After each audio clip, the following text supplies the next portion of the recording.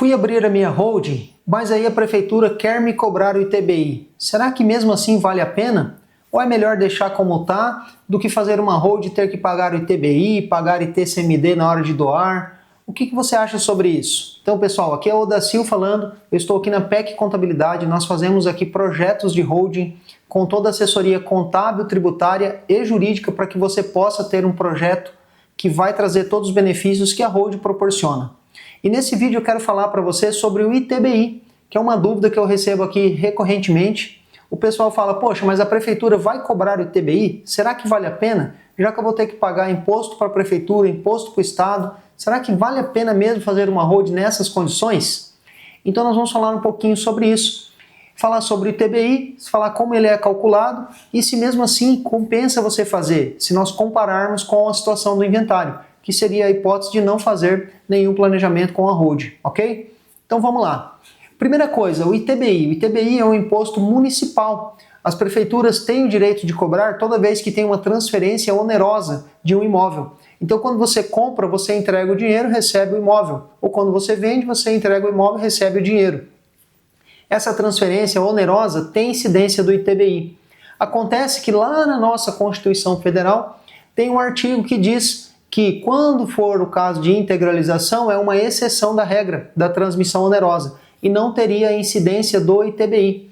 Mas nós temos também uma exceção da exceção, que é o caso em que se a atividade preponderante da empresa for imobiliária, nesse caso deveria sim pagar o ITBI. E aí surge uma série de controvérsias e disputas judiciais de mais diferentes maneiras. Então, como que a gente pode entender isso? Primeira coisa, prefeituras ao longo do Brasil todo têm tido comportamentos diferentes, porém muito semelhantes em alguns aspectos. Um deles é, nós vamos cobrar o ITBI, então pouquíssimas prefeituras nesse momento, que eu estou gravando esse vídeo, elas têm deixado de cobrar o ITBI. Muitas têm colocado condicionantes, ou seja, olha, eu vou te entregar essa imunidade desde que você cumpra esse requisito de não fazer atividades imobiliárias. E eu vou verificar isso ao longo de 3 anos, etc., para verificar se você realmente não teve atividade imobiliária ou se não foi preponderante. Então, situações como essa têm acontecido normalmente. Outras prefeituras têm adotado o seguinte critério, olha, eu vou cobrar o ITBI do valor que vai ser a diferença entre o que está no teu imposto de renda e o valor que vale de mercado. Então não vou cobrar do valor todo, mas eu vou tirar aquela parte que é o custo que está lá no seu imposto de renda. E isso veio também de um entendimento distorcido do tema 796 que transitou lá no STF. Não vou entrar nesse tema, é um tema muito técnico e o objetivo desse vídeo é te passar um panorama geral para que você entenda o que está acontecendo, o raciocínio por trás disso. E não entrar na minúcia técnica ali, até porque você não precisa dessa questão técnica. Isso o seu contador, o seu advogado vai desenrolar para você, ok? Então vamos lá. Tenho que pagar ou não tenho, afinal, com todo esse problema aí que você me contou? Olha só, as prefeituras têm cobrado, têm feito essa exigência. Quando nós fazemos um projeto de holding, nós temos que começar e terminar. Quando você integraliza o imóvel, ou seja, você pega o seu imóvel, entrega para a empresa, faz um contrato, integraliza lá no capital, existe um segundo procedimento muito importante, que é ir lá no cartório agora de registro de imóveis e dizer, olha, agora eu não sou mais o dono deste imóvel, agora este imóvel pertence a esta empresa, que é a holding que você constituiu.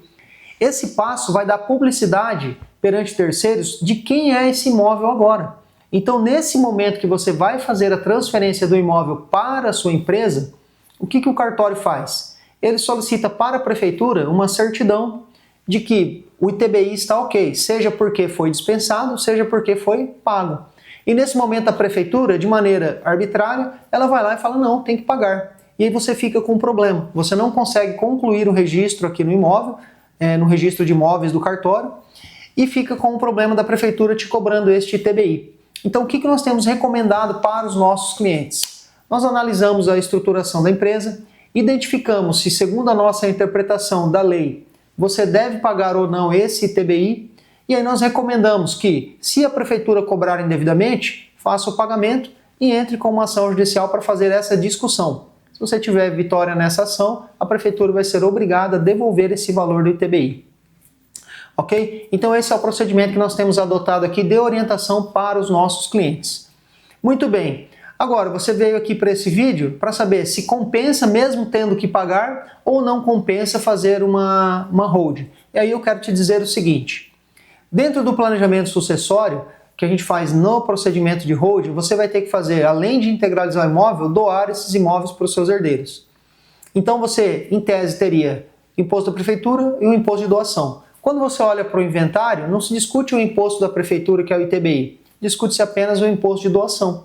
E aí surge essa dúvida, olha, se eu vou ter que pagar o imposto de doação quando eu dou a minha cota e quando eu morro eu pago o imposto de doação, por que eu vou abrir uma hold e pagar, além de doação, pagar o da prefeitura? Então, a princípio, fica algo assim, parecendo que não compensa. Mas vamos olhar friamente o que acontece com os cenários que nós temos hoje, quando você faz o planejamento de hold e doa suas cotas, o percentual do imposto de doação é de 4% no máximo, tá? Isso porque, dependendo de estado para estado, pode ter uma variação, pode ser 3%, pode ser 2%, ok? Essa alíquota do imposto de doação. No inventário, essa alíquota já é no mínimo o dobro. Então, se você pagou 4% para fazer o planejamento em vida, você vai pagar 8% lá no inventário. E o ITBI, normalmente, ele é de 2%, 3%, depende da prefeitura. Ou seja, se você vai de 4% para 8%, se o ITBI estiver dentro desse intervalo, no máximo você vai empatar em relação a esse imposto. Mas muitas vezes você vai ter um ganho, ok? A diferença é que quando você faz o planejamento, você tem que disponibilizar dinheiro e pagar os impostos agora, no momento que você está planejando e transferindo esses imóveis, transferindo essas cotas em doação. O inventário vai pagar só quando vier a faltar, depois que morrer, ok? Fica para os herdeiros resolver esse problema. Agora, será que compensa? Na minha opinião, compensa muito. Por quê? Além de você fazer algo planejado com alíquotas menores, você ainda vai ter uma facilidade que você não tem no inventário. O que é? No inventário você tem a demora, você tem problemas de liquidez, os seus herdeiros eles não têm dinheiro disponível ali em caixa para fazer frente a todas essas despesas e regularizar esse patrimônio para poder transferir. Normalmente eles vão ter que vender uma parte desse patrimônio e para vender rápido, para regularizar rápido, vai ter que vender com desconto, ou seja, vai perder mais uma parte do patrimônio nesse momento.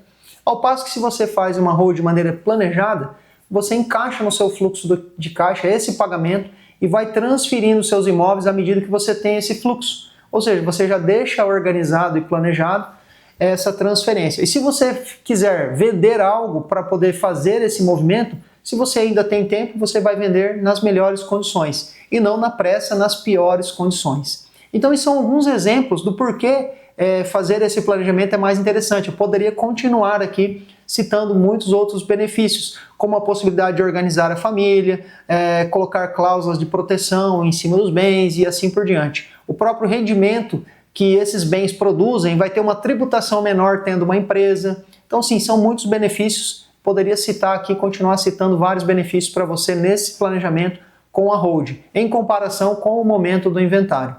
É claro que ninguém quer tirar dinheiro do bolso hoje, mas tudo que é planejado sempre é melhor. E uma reflexão que eu deixo para todos os meus clientes é a seguinte: se você não planejar nada, você vai deixar para o governo planejar para você. E o governo planeja todos os dias como que ele vai aumentar a arrecadação, como que ele vai colocar a mão no seu bolso para tirar mais dinheiro. Se você não fizer planejamento nenhum, é o planejamento do governo que você está aceitando. E com certeza não vai ser o melhor, não vai ser mais o eficiente do ponto de vista de deixar esse patrimônio que você passou a vida toda construindo para os seus herdeiros. Ok? Então eram essas informações que eu queria te passar, essas reflexões. Espero que isso tenha aí despertado aí curiosidade nesse tema. Se você tiver outras dúvidas, peça a gentileza, deixa aqui nos comentários que eu vou trazer em outros vídeos respondendo essas dúvidas para que você possa esclarecer de uma vez por todas e entender esse planejamento maravilhoso que é o planejamento com a hold familiar e patrimonial, tá bom? Curta esse vídeo aí, manda para os seus amigos que tem patrimônio aí, que precisa se organizar, precisa fazer um planejamento e se inscreve aqui no canal para que acompanhe os próximos conteúdos que eu trouxer. Espero ver você por aqui. Até mais.